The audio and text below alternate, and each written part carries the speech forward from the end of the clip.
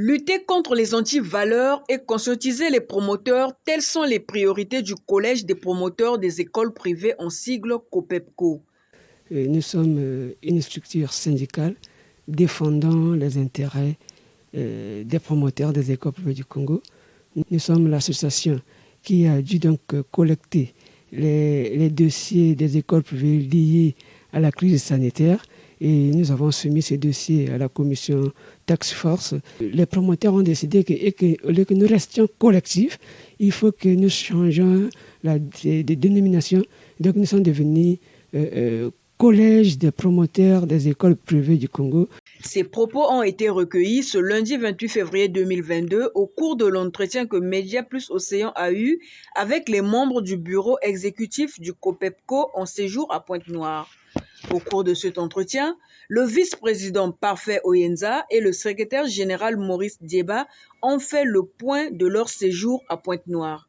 Une dynamique qui serait mise en place pour, n'est-ce pas, essayer de moraliser les promoteurs, sinon le secteur de l'éducation congolaise, pour bien accompagner la continuité pédagogique, sinon de bien éduquer l'élève congolais. C'est fuir un peu les antivaleurs, ce qui entrave, n'est-ce pas, l'évolution de l'éducation congolaise, ce qui freine un peu l'instruction de l'élève congolais.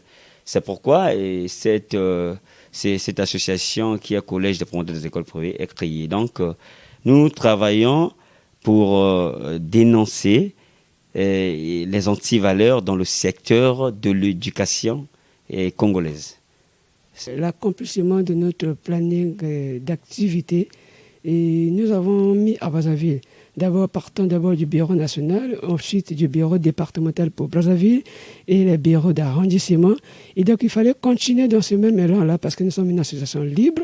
Et il fallait donc mettre le bureau pour le département de Pointe-Noire.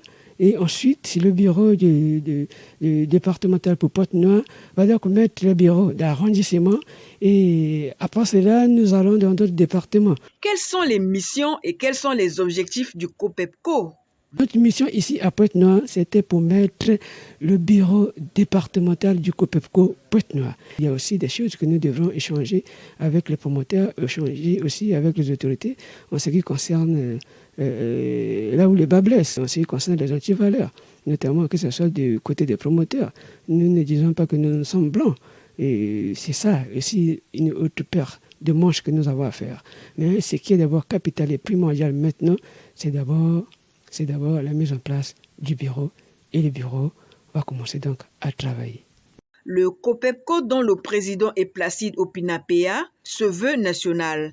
Après Pointe-Noire, la prochaine destination sera la partie septentrionale du Congo. Les membres du bureau exécutif national invitent les promoteurs à une conscience collective et à adhérer au collège. Les promoteurs ont répondu à cet appel. Et aussi, c'est de leur dire qu'ils s'imprègnent des textes qui réglementent notre secteur. Si nous voulons bien piloter ce secteur en tant que promoteur, on doit s'imprégner de la législation. Pour votre gouverne, Sir Ngwala a été élu président départemental du COPEPCO.